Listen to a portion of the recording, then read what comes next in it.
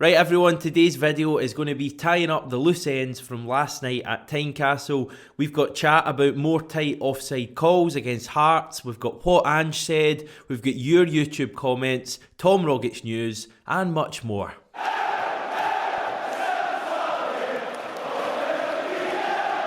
So we had the live match reaction last night from the pub. Me and Stevie spoke for half an hour about Celtic's 2-1 win over Hearts at Tynecastle. Definitely check that out if you haven't managed to see it yet. We've actually had a lot of new viewers on the channel recently. The analytics tell us that. So hello if you're new. Say hi to us in the comments. Introduce yourself to us at 67 Hail Hail. It's great to have you on board.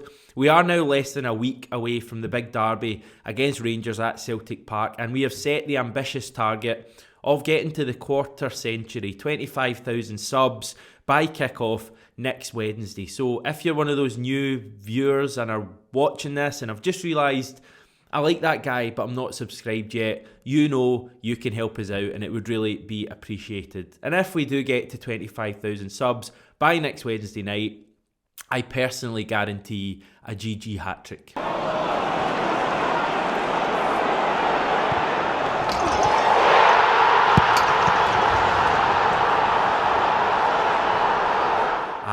That was of course the sound of Real Hatate blasting in the opener at Tynecastle last night. Let's hear it one more time.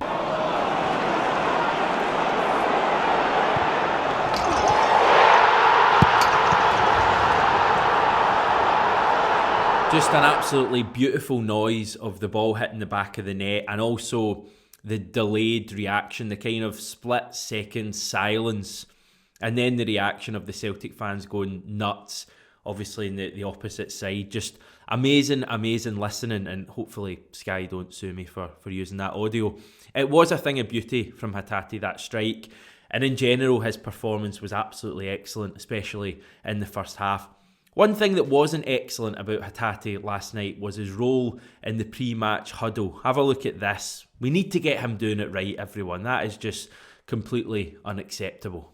So let's get the marginal offside calls out of the way then, just like we did for the original back in early December when Hearts whined after a Kyogo goal that we actually thought was onside. Now, all three league games so far this season against Hearts have had marginal contentious offside decisions in them. The original game back in Tynecastle, first game of the season, we wrongly had a goal disallowed, Liel Abada's goal. The game that I obviously talk about at the start of December, Kyogo, was he onside, was he offside? It was very marginal. And last night we had two very interesting ones. Number one is GG's goal, incredibly tight. Have a look at this. If we zoom right in there, you can see that GG's head, which is the most advanced part of his body, ahead of his knee, is actually ahead of John Souttar's toes. Now, there isn't much in it, and it's the kind of one that VAR would take quite a while to sort out, but the verdict is offside. Number two is Liam Boyce's goal for Hearts, which turned out to be a consolation. This one is a little easier. Boyce's head and left shoulder is ahead of Cameron Carter-Vickers' foot. The verdict is offside. It's actually still a pretty tricky call, to be fair to the linesman on the near side, but the facts are that both offside calls were wrong, and I suppose in that way it kind of evened itself out. Now, Celtic released their unique angle footage earlier today, and obviously the goals were brilliant. Lovely to hear the noise of the Celtic fans going daft, hear the players shouting as well, and see that unique angle. But one thing that was really interesting, having watched the entire clip, I think it was a couple of minutes long, both Hatate and Giakoumakis go to Ange after they score, and you don't see that happen very often. So both of those guys clearly, have a good relationship with Ange and are delighted to be playing for Ange and really appreciate Ange taking them to Celtic and giving them the chance to play for Celtic. So I thought that was really, positive. It's just a snapshot into what's going on at Celtic. And on the topic of Ange, he had plenty to say in his various post-match interviews. His chat with Sky Sports was probably the most interesting. Ange said, "They love talking about decisions here, don't they? I like analysing the game of football." That was in reference to Hearts moaning again about offsides. He was also asked by Luke Shanley about GG taking on the burden up front, and Ange said, "It ain't no burden when you're scoring goals, mate." He relishes that opportunity. So that was Sky Sports. In Ange's BBC interview for Sports Sound, he gave what I thought was quite an interesting answer about the future of Celtic and this playing squad that he's brought in. Now, he was asked, I think, about O'Reilly's debut, and he didn't really touch directly on O'Reilly. He made a more general point. Now, Ange said, "I think we've brought in some really fantastic talent this year. Some of it has not clearly shown yet, but over the next couple of years, I think we've got the basis of a really good team as these guys grow. They're all in their early 20s, they're all really hungry to be successful, and it gives us an opportunity to build something." It's a really exciting squad when you consider that last night we went to the third best team in the country, away from home, and played so well in that first half when we were missing effectively a full team of first team players. Now, if you were to make a starting 11 of Celtic players who didn't feature at all at Tynecastle, it would look something like this, and it just gives a snapshot into how strong the Celtic squad is, and it really is a scary thought for the rest of the league that all of these players didn't feature at all at the third best team in the league, and we still found a way to win. Right, a couple other wee things to tie up before we get on to your comments. Giakoumakis. Now, I was thinking last night that this guy hasn't played much and he's already netted 3 goals for Celtic. So I thought it'd be interesting to take a look at his goals to minute record. So how many minutes it takes for him to score a goal so far for Celtic. And also do it in comparison to other Celtic players who have played at least 400 minutes. So as you can see here, Kyogo is unsurprisingly top of the list with a goal every 115 minutes, 16 of them in total. But Giakoumakis has the second best goals per minute ratio at Celtic right now, scoring every 157 minutes he plays. Surprisingly, Albin Ayeti's near the top as well, but I think he scored all his goals within a couple of games and has only played 552 minutes all season. And obviously the other players you can see there as well.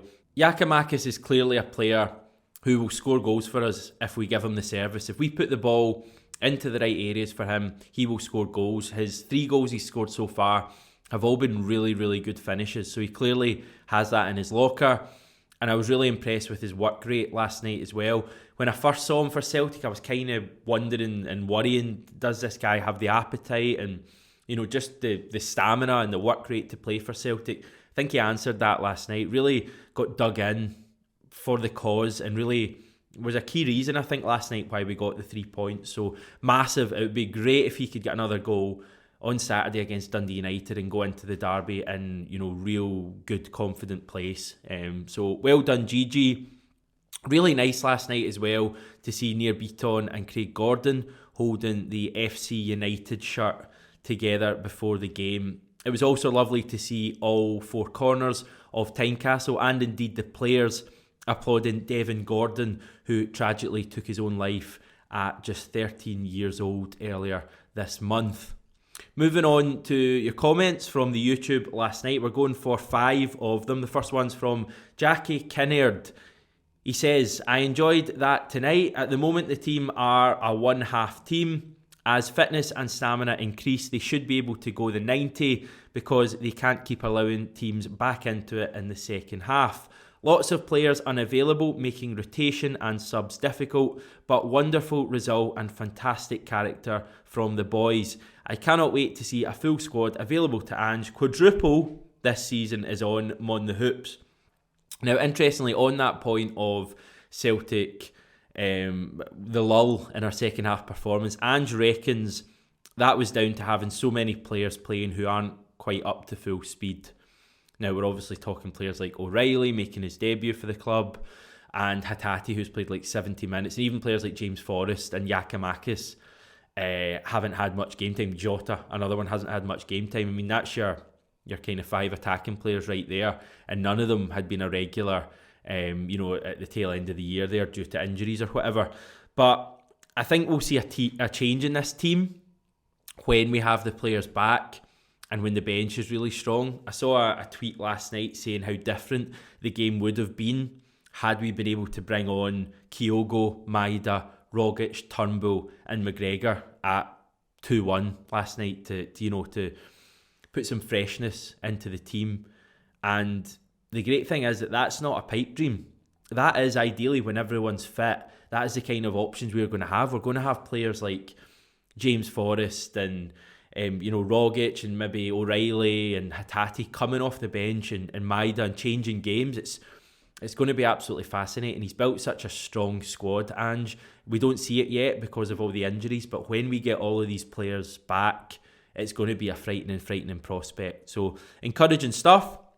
Next comment is from John McDonnell. Let's not forget we were missing our captain and away from home against the team currently sitting comfortably in third with 4 wins out of their last 5. Excellent first half. If it hadn't been for that gifted offside goal, we might have seen it out more comfortably, but despite having to hang on a bit, a well-deserved and hard-fought 3 points. In general, we were quite comfortable in the game, but when you're only a goal ahead, it obviously feels far from comfortable. So hopefully going forward, Celtic can win more games by at least 2 goals. I think I heard someone saying earlier on the radio that I think something like half of our games this season, or half of our wins, have been won by a single goal. And I think that's just where we're at the moment. It probably comes from, players settling into it, a new defence, missed chances, but also the number of injuries we've had. So I think that is something we'll see, Celtic learn from going forward. It's just difficult at the moment when you look at the bench last night and we just didn't really have options to come on and change the game. Liam Fisher, who is subbed to the channel. Biggest 3 points of the season, to be fair. Depleted squad, dodgy offside goal for Hearts, Devlin somehow avoiding getting sent off, and Beaton having another convenient shocker of a game. We move on. Great win. 6 players to come back into the fold. Is it just 6? I think it's more than 6. I think we're looking at like 7 or 8 all in. In terms of, biggest win of the league season so far, probably up there with Ross County and Aberdeen as the biggest. Maybe it would be the biggest last night because Hearts were, third best team in the league and had already beaten us this season. Let's hope that we have a new nomination for that award next Wednesday night against Rangers. Next up, G Dunn. Need a quality left back who isn't just subpar at everything. Greg Taylor sticks out like a sore thumb just because he is below the level of everyone else. Imagine Jota with a fast, technical left back to get on his level. Now, I didn't think Greg Taylor was particularly bad last night. I thought he had a decent enough game. But in general, wide picture here, I agree that that's the one position in the team that I think we could look to improve. Imagine we had a Juranovic on the left-hand side. Well, you don't actually have to imagine that because we've seen Juranovic play left-back. But you know what I mean? Like a proper international player at left-back. I just think it would take Celtic to the next level. Final comment, Rabbi Boy 1888. Real's goal was sublime. Ange knows a player. Short and sweet there, that comment, but it's a really good point. I think Ange clearly does know what he's doing in the transfer window. The number of positive signings he's made since coming in comparison to the ones you would perceive have been, not good signings, is a pretty impressive record. I wasn't surprised at all last night to see O'Reilly play so well, even though he'd just come to the club, and even though if he had put in a subpar performance, you would kind of expect it. I wasn't surprised at all to see him play that well because we've just seen so many players come into Celtic and hit the ground running this season under Ange. Whatever he's doing is right, whether it's signing the right players with the right mentality, whether it's just the environment that he's created at Lennoxtown and in the squad that players can just come in and fit in seamlessly, or whether it's a bit of everything, which is probably the case. I think it's really good. 7 or 8 of our top players you would look at this season have been new signings, so it's just really, really encouraging. Thanks again for all your comments and watching the stream last night. A couple of bits of news today I want to bring you. Those of you down under will know that Tom Rogic was superb today as Australia beat Vietnam 4-0 in World Cup qualifying. Rogic scored one, set up another, and even had a goal ruled out after 19 seconds. Hell of a start there. Over in Japan, Rogic and Maeda played the final half an hour as they beat China 2-0. Our Japanese expert Sam Robson messaged me saying that Maeda wasn't really involved. Apparently China play really defensively, low block, so there wasn't much space in behind for Maeda. And added to that, Japan were kind of in cruise control when he came on for the final half an hour. So quiet game for Maeda. The big positive is that neither Rogic or Maeda picked up an injury, which is always a massive bonus. Both of their next matches are on February the 1st as they try to hunt down the group leaders, Saudi Arabia. So getting very exciting over in Asia. Back home, and Celtic have found out when we'll face Raith Rovers in the 5th round of the Scottish Cup. The game at Celtic Park will take place on the Sunday, that's the 13th of February, with a 4 p.m. kick-off. It's live on Premier Sports, so an interesting kind of kick-off time there. That's me for today. One final thing I want to mention is that the Celtic Exchanges video of this week's podcast, which I was on, is online now. It should be linked at the top of the screen. Definitely worth checking that out. We're back tomorrow.